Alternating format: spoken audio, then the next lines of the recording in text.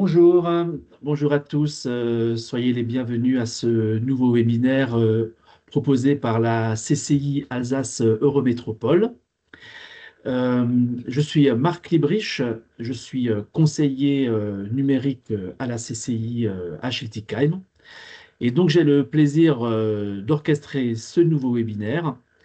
Et aujourd'hui, on va donc parler des bonnes pratiques pour gérer vos documents d'entreprise et gagner en performance. Et pour ce webinaire, j'ai le plaisir d'accueillir donc nos deux intervenantes. Delphine Volker, bonjour. Bonjour. Vous êtes responsable du développement commercial de Jetzilia by Numérise. Tout à Et fait. j'accueille également donc Oriane Trouba. Bonjour. Bonjour. Vous êtes donc directrice des projets et chef du produit web DPO chez DataRchive. Voilà, donc je vais vous donner la parole dans un instant donc pour votre présentation d'une durée d'environ 30 à 40 minutes. Nous avons une nouveauté pour ce webinaire. Nous allons vous proposer des petites questions de manière interactive. Donc, de temps en temps, il y aura comme un sondage ou un questionnaire et donc vous allez pouvoir sélectionner des réponses en live. N'oubliez pas de cliquer sur envoyer pour valider votre réponse et puis comme ça on pourra regarder ensuite les résultats. Donc ça amènera un peu d'interactivité dans ce moment d'échange. Vous avez bien sûr également la possibilité de poser des questions. Donc pour cela, n'hésitez pas à utiliser le chat ou peut-être l'onglet questions-réponses si vous y avez accès. Vous pouvez également lever la main. Peut-être qu'en fin de réunion, on pourra aussi avoir davantage d'échanges. Vous pourrez activer vos micros si vous le souhaitez pour échanger directement avec les intervenants en fonction du temps disponible. Ce webinaire est enregistré et donc il sera disponible d'ici quelques temps sur la chaîne YouTube de la CCI. Et donc tous les participants recevront un lien par mail. Voilà, eh ben, je vous propose donc de démarrer et je vous donne donc la parole. Merci Marc, merci Karim pour nous avoir sollicité pour cette présentation. Donc bonjour à toutes et tous, ravis de vous accueillir aujourd'hui. L'objectif effectivement de cette présentation, ça va être de vous donner des astuces pour optimiser votre gestion documentaire. Et donc, bien sûr, avant effectivement cela, l'idée, ça va être, bien évidemment, de pouvoir, comprendre, le fonctionnement. Ce que nous allons voir sur ce webinaire, donc premier point, ça va être d'identifier les enjeux et les défis actuels, par rapport à la gestion documentaire, à la gestion de l'administratif. Pour ensuite comprendre, quelles sont les bases, quelles sont les règles, hein, parce que bien sûr, il y a des règles, hein, au niveau de la gestion documentaire et après de pouvoir vous apporter des solutions, pour, vous permettre d'optimiser, votre temps au maximum. Alors déjà, avant de démarrer et de parler des différents points, on va lancer le premier sondage, hein, avec, Marc et Karim. 1re question que je souhaite vous poser aujourd'hui, c'est combien de temps pensez-vous que vous employez, passer chaque jour à rechercher des documents? Donc vous allez avoir une petite pop-up qui va s'ouvrir pour vous permettre, d'apporter vos réponses. Donc vous avez moins de 30 minutes, entre 30 minutes et 1 heure, plus d'1 heure ou je ne sais pas, tout simplement. Alors pensez bien à sélectionner la réponse et cliquer sur envoyer pour pouvoir, avoir, validé votre réponse.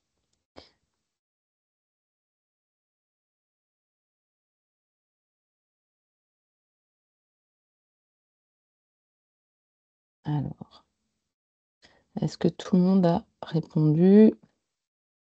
Si vous Alors ce deviez, qui voilà, si vous deviez Ouais. perdre le pop-up, vous avez en fait dans le menu, la barre du haut, vous avez un petit onglet qui s'appelle Pulse, sur lequel vous retrouvez le sondage. Alors, les premiers retours aujourd'hui qu'on a, donc ce que vous avez pu répondre, c'est de manière générale 67 qui passent entre 30 minutes et 1 heure par jour à chercher des documents. Donc effectivement, aujourd'hui, selon la source du Journal du Net, en moyenne, les employés perdent 1 heure par jour à rechercher les documents, ce qui équivaut à une baisse de productivité d'environ 15%. Alors là, on parle effectivement de la recherche de documents, mais ce qui intéresse beaucoup aussi, enfin, ce qui touche beaucoup les dirigeants, ça va être également, à votre avis, combien d'heures par semaine? Là, on passe du coup par semaine, et je parle bien d'un dirigeant. Vous consacrez-vous en tant que dirigeant du temps à la gestion administrative? Alors là, on parle de manière vraiment globale, tout ce que englobe la gestion administrative d'une entreprise. Donc, il y a différentes possibilités. Je vous laisse faire votre choix.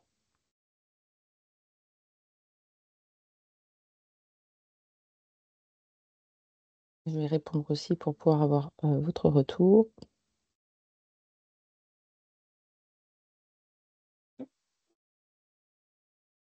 Alors, je ne sais pas si, Karim, tu vois les réponses. Pour le moment, je ne les vois pas encore.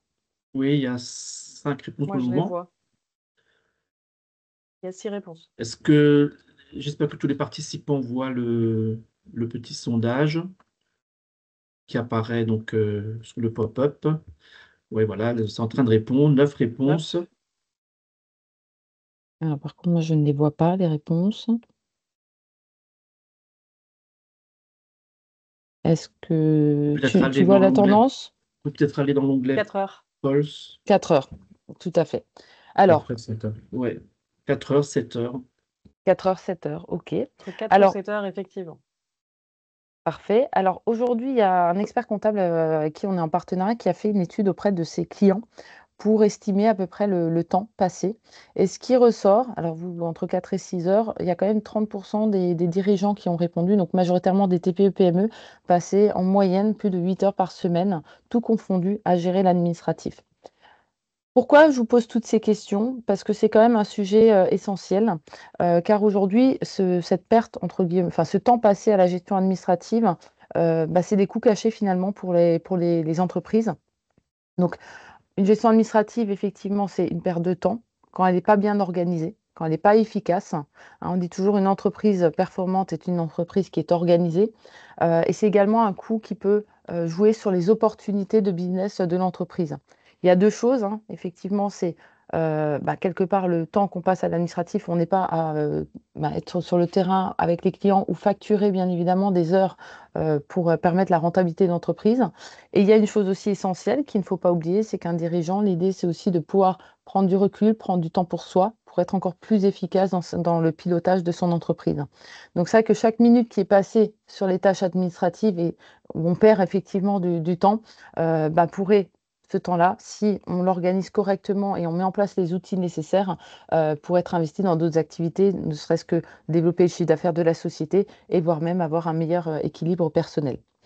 Donc, c'est souvent, hein, combien de fois on entend les dirigeants: «J'ai pas le temps, j'ai pas le temps, j'ai pas le temps». Eh bien, aujourd'hui, quelles sont les solutions qu'on va proposer? C'est aussi l'idée de ce webinaire. On a essayé aussi de «chiffrer» entre guillemets un petit peu ce que peut représenter, ce temps. Donc c'est plutôt pas mal parce on retrouve les 4 heures. Finalement, qu'est-ce que peut perdre un dirigeant par rapport à une mauvaise gestion, administrative ou une perte de temps, une mauvaise organisation? Eh ben, si on prend par exemple chaque semaine en moyenne 4 heures perdues en administratif, eh bien, l'impact financier, si on prend un taux horaire, alors que ce soit pour des artisans ou autres, hein, un taux horaire d'environ 100 euros, la perte hebdomadaire, le calcul est vite fait, 400 euros de CA par semaine, et ce qui équivaut à plus de 18 000 euros par an. Donc, ces 4 heures, effectivement, l'idée, c'est de les optimiser, de les réinvestir dans des activités commerciales de développement de l'entreprise et gagner de nouvelles opportunités. Et ça pourrait être aussi ces 4 heures du temps passé pour soi, avec sa famille, avec les siens, pour encore mieux rebondir et mieux, comment dire, se développer sereinement son entreprise. Donc ça, le cas étant posé, l'idée c'est de voir, comprendre aujourd'hui, la gestion documentaire. Donc je vais laisser, sur cette partie-là la parole à Oriane, qui va rentrer un petit peu plus dans le cadre, dans l'organisation et les réglementations, pour vous donner, toutes ces informations, et je reprendrai le relais tout à l'heure. À toi de jouer, Oriane. Merci. Donc effectivement, pour vulgariser un peu, on a beaucoup de paperasse. On a beaucoup de documents Il y a de nouveaux enjeux à l'heure actuelle parce qu'effectivement, développement de l'informatique. Donc, c'est peut-être beaucoup moins du papier maintenant. Malgré tout, même si c'est plus virtuel, ben, on a toujours autant de fichiers, voire peut-être même plus, des justifications, des documents à transmettre, à gérer, et on peut vite se laisser submerger. Donc effectivement, la gestion documentaire, c'est quoi? C'est toutes les pratiques qui amènent donc à créer, gérer des fichiers papier, des fichiers numériques. Mais une fois qu'on a créé ces fichiers, qu'on les a reçus également, ben, faut pouvoir les conserver et les consulter pour continuer à travailler. Et donc tout ça, ça a un coût. C'est du temps passé à les chercher, c'est du temps passé à compléter des choses. Donc une bonne gestion documentaire, ça permet effectivement d'avoir une réduction du coût, d'avoir une amélioration de la productivité. On a également un autre volet qui est également la sécurité. En papier, effectivement, on a de la sécurité, garantir, éviter que les documents se brûlent. Bon, ça c'est basique. On a maintenant un autre volet avec la question numérique et la multiplication des cyberattaques. Donc effectivement, maintenant, on a cette gestion accrue du numérique et de la sécurité à mettre en place pour gérer correctement votre production documentaire. Un autre volet également qui prend de plus en plus de place à l'heure actuelle, c'est l'impact environnemental. L'impact environnemental pour le papier, mais également pour le numérique.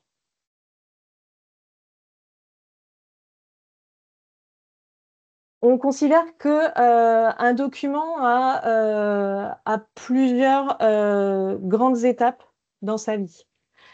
On le crée, maintenant principalement en numérique, effectivement. Après, on peut être amené à l'imprimer pour le faire signer de manière toujours sur format papier.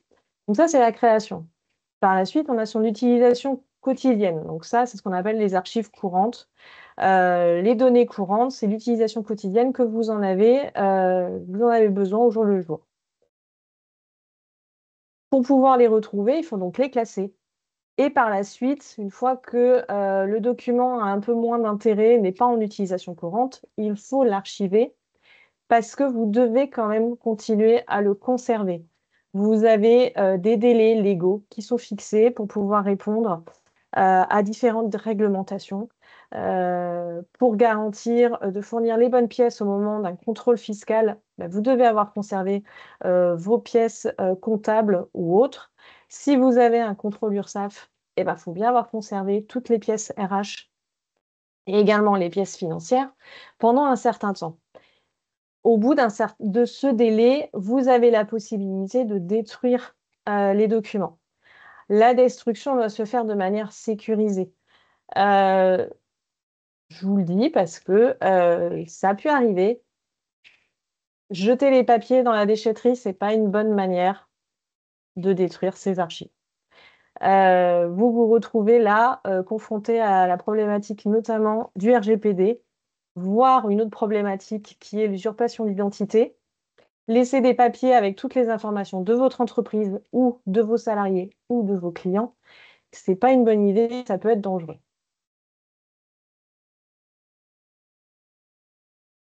Donc, je reviens donc sur justement cet âge. Les documents courants, c'est ceux qu'on utilise au jour le jour. Donc, vous avez besoin au fur et à mesure de vos activités.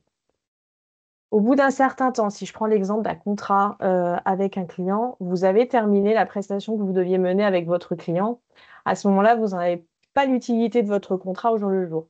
Malgré tout, en cas de retournement ou de plainte à porter devant un tribunal, vous devez quand même avoir conservé ces documents. Donc, c'est là où on arrive dans la zone intermédiaire. C'est une zone, du coup, un palier où vous n'avez plus besoin des papiers directement dans vos bureaux, mais il faut quand même les avoir à portée de main pour pouvoir les ressortir en cas de demande. Donc, effectivement, je le disais, ça peut être des recours en justice, des contrôles financiers ou des demandes de la part d'un ancien salarié qui arrive à la retraite. Et les plus salariés depuis 30 ans chez vous, si vous avez la chance d'avoir une entreprise très ancienne, et donc il vous demande différents documents pour pouvoir justifier de ses indemnités de retraite, et donc il peut être amené à vous solliciter.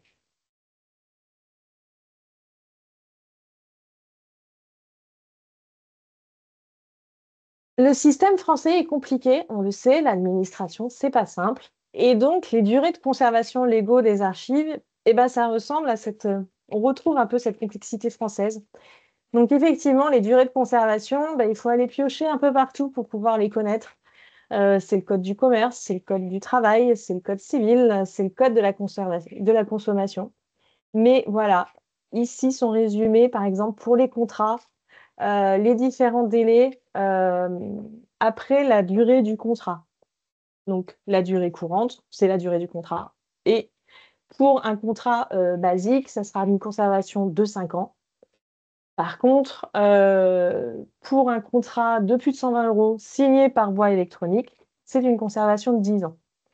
Effectivement, depuis qu'on a mis en place le numérique, eh ben, on a également des règles de conservation et qui sont différentes en fonction du support avec lequel vous avez conservé vos informations. Si vous avez des contrats qui sont signés sur papier, vous aurez des possibilités d'élimination qui seront plus rapides. Même chose pour les bulletins de salaire, on le verra tout à l'heure, où les délais de conservation sont bien plus longs pour les bulletins de salaire électroniques, contrairement aux bulletins de salaire en papier qui, eux, peuvent être détruits au bout de 5 ans. Donc voilà, c'est des impacts et des informations à savoir pour ne pas vous faire piéger. Vous pouvez détruire au bout de 5 ans un bulletin de salaire en papier. Par contre, un bulletin de salaire électronique, c'est 50 ans dans un coffre-fort numérique. Pour les documents donc, qui structurent votre société, effectivement, là, on a des délais qui sont beaucoup plus importants. Tant que la société existe, effectivement, il faut conserver ces documents. Il y a plusieurs documents qui sont à conserver tout le long de la durée de vie de la société. Et donc voilà, comme ici, la durée de vie, ou quelquefois, ça peut être des délais beaucoup plus courts.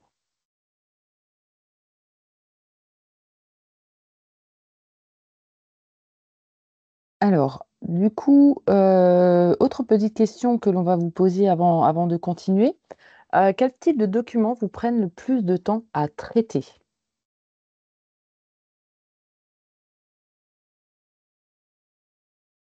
Voilà, on va lancer la prochaine question qui apparaît maintenant. Vous pouvez donc répondre en direct.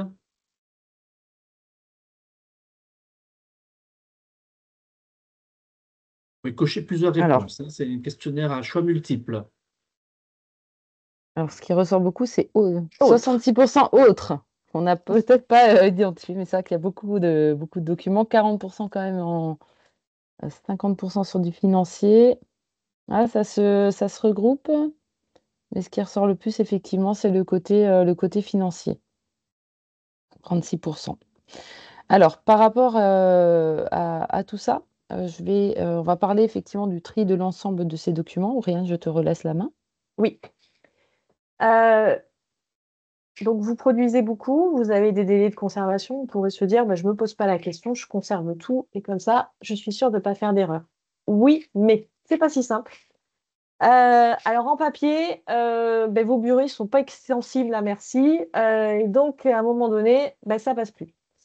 En numérique, on commence également à voir le phénomène où les coûts d'hébergement des données coûtent de plus en plus cher. Donc, tout conserver, ce n'est pas la bonne solution. Un autre élément maintenant qui doit vous amener à bien penser à faire des éliminations fréquentes, régulières, c'est la question du règlement, de la protection des données personnelles. Pour être conforme, parce que je le rappelle, toute entreprise doit être conforme au RGPD. Vous devez donc bien réfléchir à ce que vous produisez et quelles sont les données personnelles que vous pouvez avoir dans vos données. Et il faut les détruire en temps voulu. Vous pourriez avoir de plus en plus, la CNIL mène des contrôles auprès de petites entreprises et commence à mettre des amendes. C'est jamais agréable. C'est un pourcentage du chiffre d'affaires. C'est pas le bon moment pour recevoir ce genre d'amende. Donc voilà, faire des éliminations régulière, ça permet également d'être conforme au RGPD. Donc là, encore une fois, il faut effectivement avoir ces valeurs, ces temps de conservation connus et après pouvoir faire les éliminations.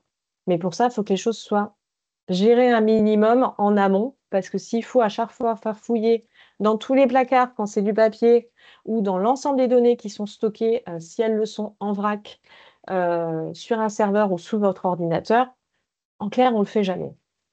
Donc c'est là où on a des outils qui peuvent aider à structurer les choses et à pouvoir gérer ces éliminations de manière régulière. Les logiciels de gestion documentaire pour les données numériques aident à structurer les données, à s'y retrouver, à les classer. Et certains outils indiquent même quels sont les délais de conservation pour savoir quand est-ce que vous pouvez éliminer les informations. Du point de vue papier, là, à ce moment-là, c'est reprendre les différents tableaux qu'on a pu vous montrer auparavant. Quand vous faites les boîtes d'archives, vous marquez de quoi vous parlez et vous reportez les dates, les délais de conservation que vous pouvez avoir sur les tableaux qui énumèrent ces différents délais. Et à ce moment-là, quand vous regardez dans vos placards, vous pouvez voir quelles sont les données que vous pouvez éliminer au fur et à mesure. Alors, petite question également, encore une fois, sur le stockage. Comment stockez-vous actuellement vos documents? Alors, vous pouvez faire plusieurs choix. Ces réponses sont souvent très intéressantes à Oui, découvrir. Hein, on est bien d'accord. On a oui. eu souvent des surprises.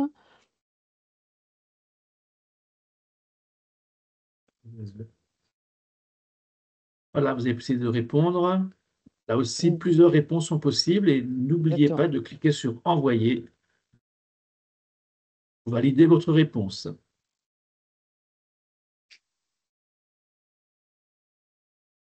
Ah, Bon, déjà, ça me rassure. Hein. On avait eu déjà sur des présentations, je ne stocke pas, je jette. Là, il n'y en a pas pour le moment. oui, tout Ça, à c'est fait. plutôt pas mal.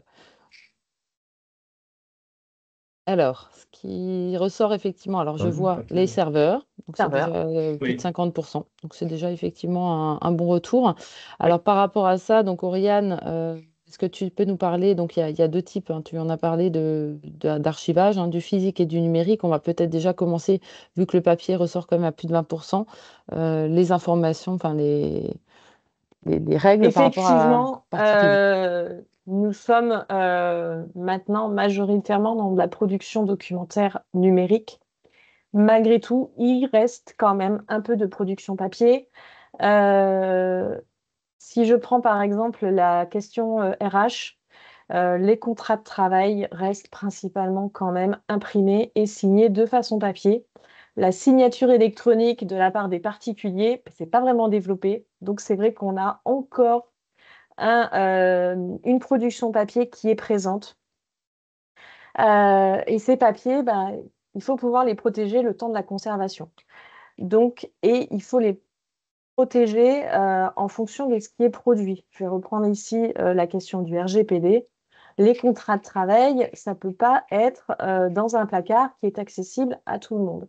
Normalement, un contrat de travail, c'est dans un placard qui est fermé à clé et qui est accessible que par la personne qui a fait le contrat et qui veut surveiller. Il n'est pas possible que n'importe qui ait accès aux données personnelles de vos salariés. Donc voilà, c'est des choses à mettre en place pour sécuriser vos archives. Les risques, je l'ai dit tout à l'heure, effectivement, incendie. Alors là, c'est le bon moment pour parler des inondations. Je suis moi-même en Loire-Atlantique. Bon, les archives au sous-sol ou au rez-de-chaussée, ça peut avoir effectivement de mauvaises surprises quand il y a l'eau qui monte. On a cet espace qui est à un moment donné toujours contraint. Ou sinon, c'est des coûts parce qu'il faut prendre un espace de stockage externe. Donc voilà, c'est des risques pour conserver ces documents papier. Il y a également une question, pardon, je vais continuer donc sur la sécurisation. Il y a une chose effectivement que je n'ai pas dite, mais l'humidité et les moisissures, ce n'est pas les copains du papier. Donc voilà, et faire attention où vous stockez les éléments et avoir des rayonnages adaptés, c'est tout bête. Les vers qui sont dans le bois peuvent manger le papier également. Les données numériques, c'est un gain d'espace physique, effectivement, c'est bien plus clair. C'est beaucoup plus facile dans l'ère du télétravail. On a tous un ordinateur. Si vous allez en clientèle, vous pouvez avoir ou un ordinateur ou un téléphone qui est connecté sur votre réseau. Donc, c'est un accès direct à l'ensemble de vos documents. C'est un vrai gain de temps.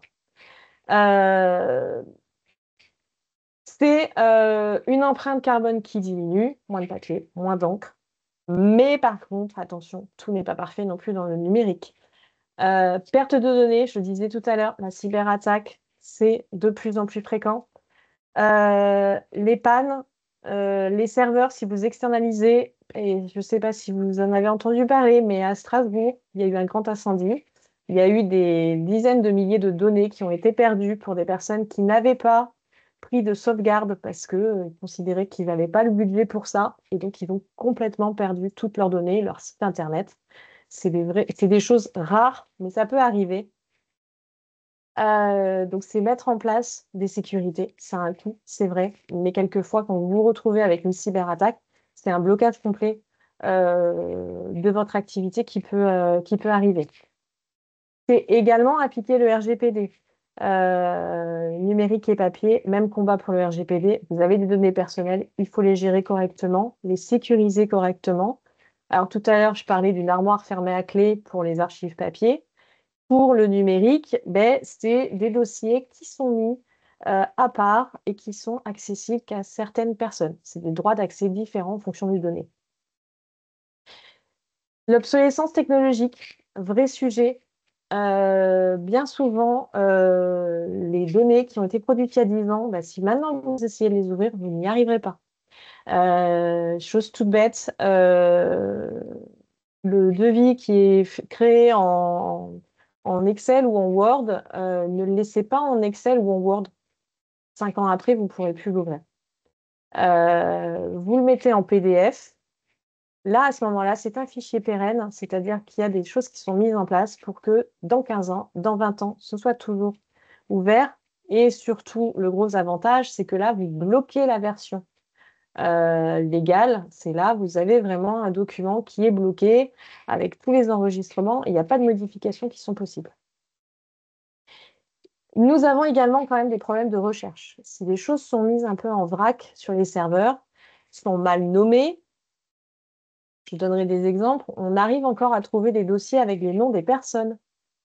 Ça ne nous parle pas après quand la personne elle est partie. Qu'est-ce qu'il y a dans ces dossiers? On ne sait pas. Donc on peut perdre beaucoup de temps si la gestion des serveurs n'est pas faite. On a également des cas où 50% des données qui sont stockées sur les serveurs sont des doubles.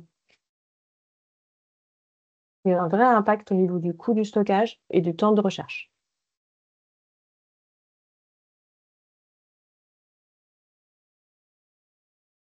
Donc, le papier, on a pu voir un peu toutes les limites qu'il peut avoir. On pourrait avoir envie de tout transférer en numérique. On numérise tout et on met tout en accès. Oui, c'est une possibilité. Oui, c'est un vrai gain de temps. Oui, c'est très utile. Mais si vous avez un vrac papier, que vous le remettez tel quel en numérique, vous ne gagnerez pas plus de temps. Vous ne faites pas de tri régulier, toujours pareil. Vous ne serez donc pas conforme au RGPD. Et surtout, alors ça, c'est subtilité également, une chose importante à savoir, un contrat qui a été signé en papier. Si vous avez par la suite un contrôle et que vous allez devant le tribunal, le juge pourra vous demander le document papier. Si vous avez numérisé ce document papier et que vous fournissez la copie numérique, ça n'a pas valeur de preuve. Donc, numériser ne veut pas dire que vous pouvez complètement détruire les papiers qui ont été numérisés. Il y a des possibilités, mais voilà, ça doit être réfléchi et ça demande malgré tout une conservation des archives papier par la suite. Merci Oriane pour tes différentes informations, donc avec les différents cadres.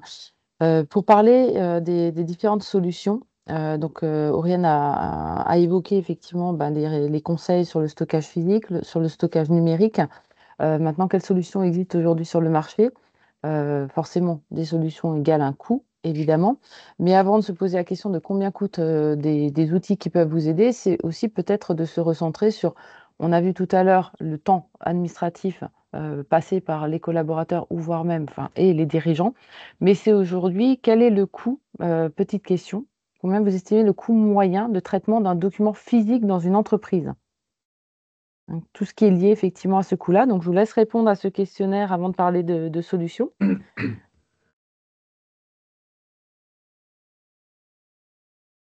Voilà. Vous avez donc le prochain questionnaire qui Ouais. apparaît. Voilà, les réponses arrivent. Alors, pour le moment, entre 10 et 20 et entre 20 et 30. Oui. Alors, on laisse encore juste quelques petites minutes pour Oui. répondre. Entre 20 et 30. Donc, effectivement, aujourd'hui, alors par rapport à, bien sûr, à la source de l'Axiocap, le coût moyen de traitement d'un document physique est estimé entre 25 et 30 euros. Alors, imaginons, faisons ça fois le nombre de documents que vous gérez dans votre entreprise et le temps que vous y passez. Bien sûr, ça intègre le temps que vous y passez. Bah, finalement, c'est pas rien. Donc, comment on peut effectivement optimiser son temps et mieux organiser sa gestion documentaire? Bah, pour ça, il peut exister des solutions technologiques telles que la GED.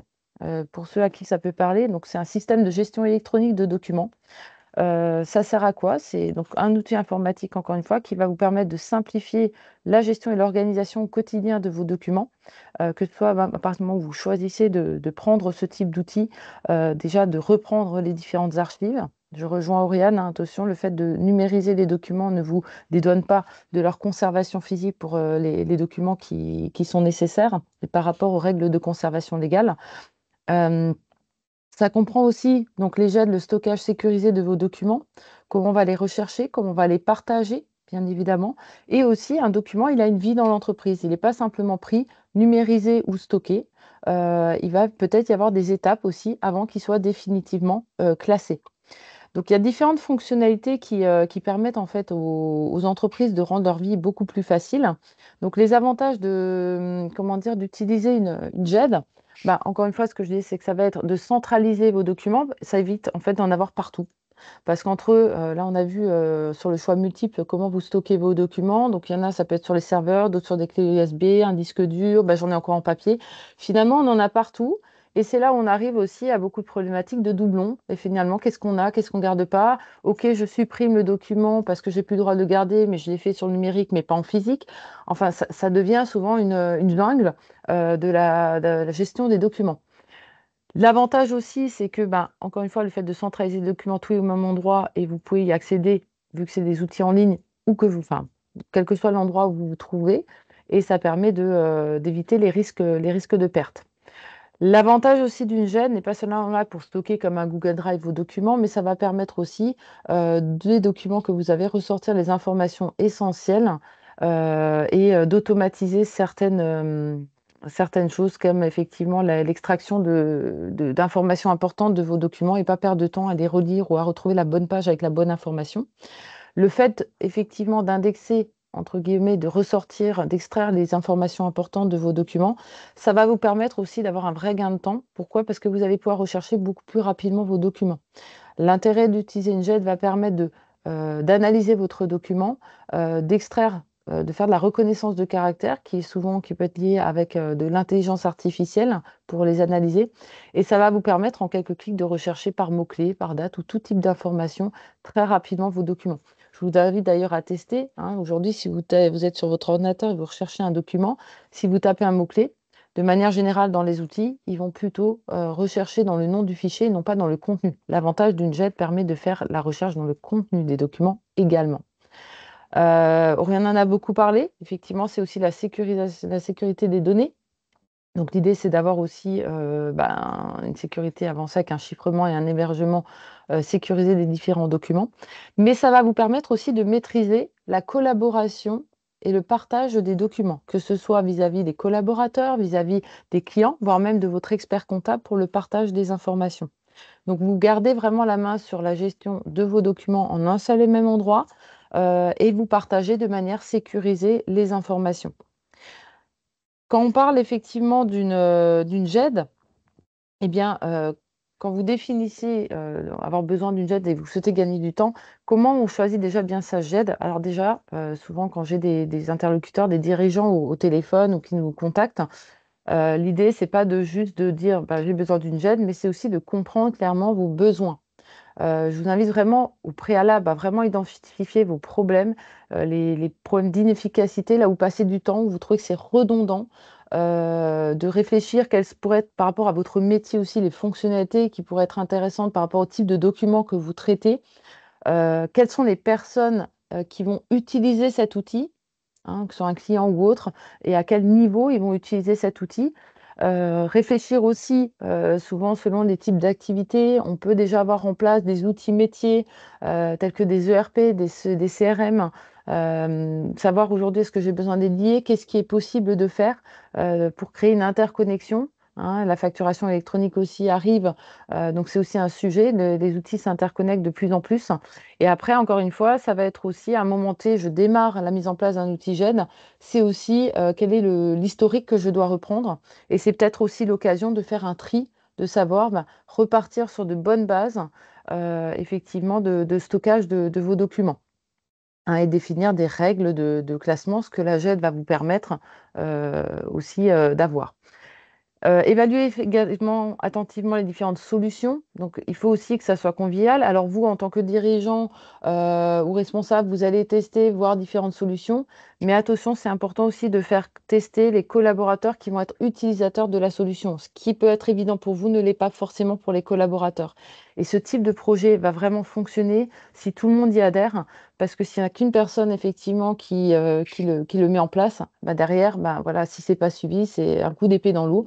Des coûts qui sont, voilà, enfin, des dépenses qui sont faites et finalement pas de structure qui est mise en place. Donc bien faire attention à ça, l'adhésion de vos collaborateurs, les coûts aussi, hein, bien évidemment, c'est le nerf de la guerre. Et pareil, très important aussi, s'assurer que le prestataire que vous allez retenir va vous apporter aussi un suivi, un accompagnement au quotidien sur la mise en place de l'outil, mais aussi tout au long de l'utilisation que vous en aurez. N'hésitez pas, bien évidemment, on le redit toujours, quelle que soit la solution, hein, GED ou autre, hein, de consulter les avis, les témoignages d'utilisateurs qui sont proches de vous, ou dans un secteur d'activité assez proche. Ça vous permettra d'avoir une idée et puis du recul. Et bien aussi, hein, si vous pouvez le faire, certaines solutions proposent des tests gratuits. N'hésitez pas à le faire, même si ce n'est pas forcément optimum précisément toutes les fonctionnalités que vous souhaitez tester, mais ça vous donne déjà une bonne idée. Donc, je vous ai ici listé quelques solutions du marché. Alors, bien sûr, il y en a plein, mais encore une fois, tout dépend. Ça va être des questions de coûts, des durées de faites attention également aux durées d'engagement. Quand on est une petite structure, évitez de vous engager sur du trop long terme. Voilà, c'est plein de petites choses qu'il faut prendre en compte. Pour vous donner un petit peu un exemple de ce qui peut se faire dans les GED aujourd'hui. Alors, je vais prendre bien évidemment l'exemple de GEDILA, mais c'est des choses qui peuvent se retrouver dans beaucoup d'autres GED. Une GED va vous permettre de faire différentes choses. Déjà, comme je vous l'ai dit, d'analyser les documents entrants. C'est-à-dire que vous allez avoir comme une bannette, un réceptacle où vous allez envoyer l'ensemble de vos documents. Et c'est la reconnaissance de caractère qui va se faire et l'IA qui va traiter et faire de la saisie semi-automatisée des documents. Une facture, par exemple, il va vous ressortir le nom du fournisseur, les montants, les dates d'échéance potentiellement, un contrat, les dates de début, les dates de fin, de pouvoir vous mettre en place des échéances. Et tous ces champs et le contenu de ces documents va vous permettre de faire des recherches très rapides en quelques clics, en immédiateté, prévisualiser le document, que ce soit l'imprimer, l'envoyer par mail ou le télécharger directement. L'avantage aussi de sortir des informations, de la saisie automatisée d'informations importantes de ces différents types de documents, comme j'ai dit, banque de livraison, courrier, ainsi de suite, et surtout sur les factures et les contrats, va vous permettre aussi de piloter votre activité, parce que qui a déjà essayé d'avoir de son expert comptable une vision plus analytique pour son tableau de bord, c'est jamais forcément évident, parce qu'on n'est pas assez gros pour finalement avoir, ou ça coûte trop cher d'avoir des informations si précises. L'avantage des outils de gestion documentaire peuvent vous permettre de ressortir des informations qui peuvent, en un seul clic par exemple, vous permettre de dire tiens, combien j'ai dépensé chez tel fournisseur sur une année, et travailler son rendez-vous avec le commercial qui va venir, enfin travailler en amont pour renégocier ses tarifs. Ça peut être combien effectivement j'ai de coûts d'énergie cette année, hein, quand on voit effectivement les augmentations, ou permettre de ressortir les coûts pour renégocier par exemple, ou ouvrir la consultation à des concurrents pour voir si on peut trouver mieux ailleurs. Ce sont plein de petites choses intéressantes. Également aussi le suivi par exemple de vos contrats qui n'a pas déjà été pris dans des tacites reconductions. Donc l'idée, c'est de vraiment avoir une centralisation de tous ces contrats fournisseurs en cours et que, par exemple, l'outil vous alerte quand vous êtes en période de reconduction et pas éviter de repartir sur le tarif que vous n'aurez pas pu négocier. La gestion de workflow, on en parle beaucoup dans les GED. C'est quoi? C'est ce que je disais, c'est qu'un document n'est pas forcément, une fois qu'il a été intégré dans GDA, classé tout de suite. Il peut avoir une vie. Exemple, un document, une facture, vous l'intégrez, mais elle doit être payée à 30 jours ou elle doit être validée par un responsable ou c'est la secrétaire qui réceptionne, le dirigeant doit la valider. Eh bien, on va avoir des gestions de tâches dans les GED qui vont permettre sur un document de définir des tâches et les assigner à des personnes, hein, et donc qui va gérer ça va être un flux. Voilà, j'ai une validation de facture, le dirigeant valide sa facture, il y a une traçabilité et ça va passer à l'étape de paiement auprès du service comptable, par exemple, qui va valider le paiement avec les informations. Et à l'issue des tâches, ça va être de classer le document automatiquement. On parlait d'interconnexion tout à l'heure. L'idée aussi, c'est de réfléchir comment votre GED, vous gardez la main sur vos documents, va permettre une passerelle vers votre expert comptable. Au lieu de vous embêter à télécharger vos documents sur les plateformes mises à disposition par votre expert, c'est de directement partir de la gestion de vos documents et que les documents soient de manière automatisée et traçable, transmis à votre expert comptable. Ça, c'est aussi un gros avantage des GED, de ne pas refaire les différentes manipulations et de démultiplier le dépôt de documents sur différentes plateformes. Certaines GED, notamment la nôtre, alors ça c'est quand même assez rare, peuvent permettre à des dirigeants qui démarrent leur activité, avant de faire le choix d'un CRM, d'avoir un petit module de gestion commerciale pour très facilement créer ses devis, ses factures, ses avoirs, et pareil, les stocker de manière automatisée dans la GED. Donc, c'est des différentes fonctionnalités que l'on retrouve. Et bien évidemment, la gestion des utilisateurs. Donc, gérer qui a accès à quoi comme document. On peut limiter les accès simplement en consultation, hein. Par exemple, les fiches de paye, vous n'êtes pas encore prêt à mettre en place le coffre-fort numérique parce que ça a un coût en plus sur la fiche de paye. Eh bien, là, légalement, vous devez simplement, de manière sécurisée, transmettre les fiches de paye à vos collaborateurs. La GED peut être un moyen d'ouvrir l'accès uniquement aux fiches de paye du collaborateur pour qu'il puisse les consulter, les télécharger ou se les envoyer par mail et vous respectez les réglementations. Et bien évidemment, très important aussi, lorsque vous choisissez votre GED, par rapport à la conformité RGPD, essayez aussi au maximum de choisir des GED où les données sont sauvegardées en France. Ça, c'est très important aussi. Et que, pareil, si vous êtes dans le domaine médical, il y a une certification que la GED doit respecter, c'est ce qu'on appelle la certification HDS, haute données de santé. Pareil, hein, on ne peut pas prendre n'importe quel GED si on est dans le médical avec des données qui sont jugées très sensibles. Pour reprendre ce que disait effectivement Oriane par rapport aux durées légales de conservation, alors, le partenariat qu'on a mis en place avec DataArchive, dans le cadre de notre GED, nous avons intégré, en gros, sans tracas, la gestion des durées légales de conservation. En fait, quand vous intégrez un document, c'est l'outil qui va tout seul vous calculer. On parlait de durée d'utilisation administrative et durée d'utilisation courante, va vous calculer automatiquement les dates pour vous apporter des alertes quand l'accès sera restreint et quand il faudra supprimer le document. Ça vous permet d'être en conformité par rapport à la protection des données personnelles. Donc voilà un petit peu les différentes informations. Il existe différentes GED, comme je dis, sur des engagements plus longs. Nous, on est plutôt sur de l'engagement sans engagement, plutôt avec un abonnement mensuel. Donc, je me tiens à votre disposition si bien sûr vous avez des questions ou vous souhaitez en savoir plus. Sur les nouveautés à venir, n'oubliez pas, c'est très important, c'est de vous mettre en conformité aussi par rapport à la facturation électronique. Sur les TPE-PME, on parle effectivement de 2027. Donc, comment on intègre effectivement avec la facturation électronique les différentes factures via Chorus. Ça va être aussi les collecteurs de factures, hein, toutes les factures qu'on peut avoir, que ce soit de téléphone ou autre, pour qu'elles soient intégrées directement. Donc, dernière petite question avant de finir. pour un peu voir quelles sont les différentes voilà, craintes que vous pourriez avoir. Pour vous, quel risque associé à une mauvaise gestion documentaire vous préoccupe le plus? C'est quand même intéressant d'avoir cette information-là. Donc, pour le dernier sondage.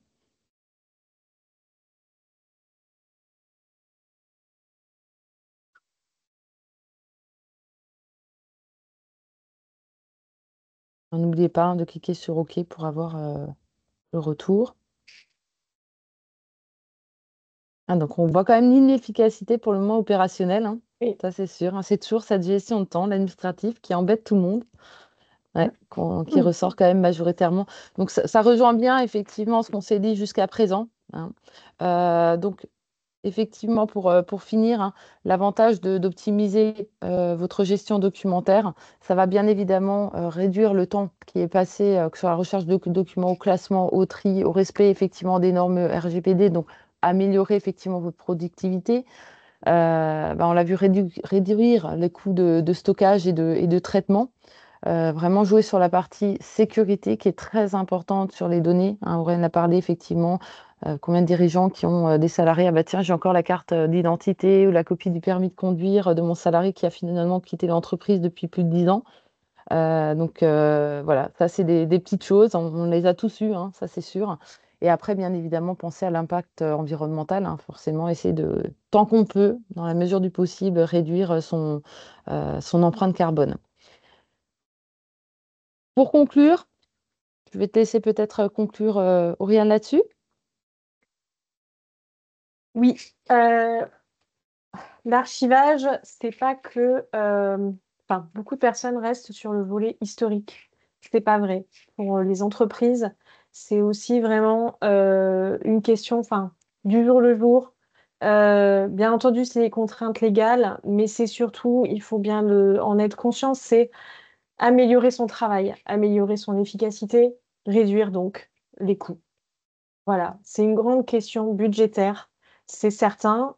Si vous avez bien géré vos dossiers au jour le jour, que vous réussissez à faire vos éliminations, c'est une réduction des coûts de stockage, mais, et ça c'est souvent des coûts qui sont invisibles, c'est des coûts en productivité, en temps passé à faire des recherches et à s'énerver avec la masse documentaire, je le répète, papier ou numérique. C'est aussi, bien entendu, ne pas oublier les contraintes légales. N'oubliez pas le RGPD, même si vous êtes une petite entreprise, vous n'êtes pas euh, à part. Vous devez bien toujours respecter le RGPD. Ça peut paraître flou, mais mettre en place des petites solutions aide vraiment à garantir de manière simple la mise en conformité. Et effectivement, différents outils numériques existent pour permettre donc de retrouver facilement les données. Et de plus en plus, malgré toute la peur qu'on peut avoir de l'intelligence artificielle, ça peut nous aider effectivement à nous conformer beaucoup plus facilement et beaucoup plus rapidement aux normes et aux contraintes légales. Merci, Oriane. Alors, je ne sais pas si vous avez des questions, n'hésitez pas, hein, Marc, dans la partie commentaires, Oui. hein. Vous pouvez soit les écrire ou vous pouvez également éventuellement les poser directement. Vous pouvez en activant votre micro. Euh, voilà. Donc en tout cas, bah, déjà merci pour toutes ces informations et ces éclairages sur un sujet vraiment important parce que quelle que soit l'entreprise, bah, on génère de la documentation, des données et c'est bien de savoir qu'il existe des outils pour bien le gérer en toute sécurité, en toute conformité par rapport aux obligations légales. Voilà, je profite en attendant peut-être les questions, ben, pour vous informer qu'il existe actuellement des dispositifs d'aide et de soutien aux Oui, entreprises qui souhaitent ben, investir dans le numérique. Ce sont des aides qui sont proposées par l'Eurométropole de Strasbourg, une aide qui s'appelle BICOM, et également une aide de la région Grand Est qui s'appelle Transformation digitale. Donc, ces aides sont pour les entreprises. Elles vous permettent de bénéficier d'un diagnostic numérique et ensuite, si vous le souhaitez, de subventions dans le cadre d'investissements que vous seriez amené à faire pour développer le site Internet, mettre en place des logiciels de gestion, travailler votre communication, tous les outils de web marketing. Je vous mets dans le chat un lien vers le site de la CCI où vous aurez des informations sur ce sujet. Et puis, je profite aussi pour mettre le lien vers notre site internet bizandbuzz.alsace sur lequel vous retrouverez donc l'actualité du numérique, différents articles, des informations, des replays. Donc Biz and Buzz, c'est effectivement un festival à laquelle d'ailleurs Delphine a participé l'an dernier. Et on se donne rendez-vous pour le festival à nouveau au mois d'octobre cette année. Mais en attendant, vous pourrez retrouver toutes les informations utiles sur notre site internet. Et surtout, n'hésitez pas, hein, si vous avez des questions ou autres, hein, je vous laisse nos coordonnées. On travaille aujourd'hui en partenariat avec Marc et Karim pour vous accompagner. Donc, on essaye de faire vraiment le point sur vos besoins, comprendre vos problématiques de gestion documentaire. On saura effectivement, vu on est référencé auprès de France Num, vous rediriger effectivement vers les équipes de la CCI pour réaliser le diagnostic, hein, ce qu'on fait déjà aujourd'hui. Pourquoi? Parce que la partie gestion documentaire peut être une partie de cette transition numérique de votre entreprise, qui est soit certes très importante, mais ça peut être aussi d'autres points où on a quand même la chance d'avoir une région qui apporte des subventions aussi pour aider à cette transition numérique, ce qui n'est pas rien. Oui, tout à fait. Merci. Merci à vous en tout cas pour ce temps. Voilà, Et n'hésitez pas si vous avez des questions, Oriane et moi, et bien évidemment, Karim et Marc sont à votre disposition. tout à fait. Merci beaucoup. Je vous annonce donc la date de notre prochain webinaire. On va se retrouver donc le mardi, donc ça sera un mardi exceptionnellement et non pas un jeudi, le mardi 25 février.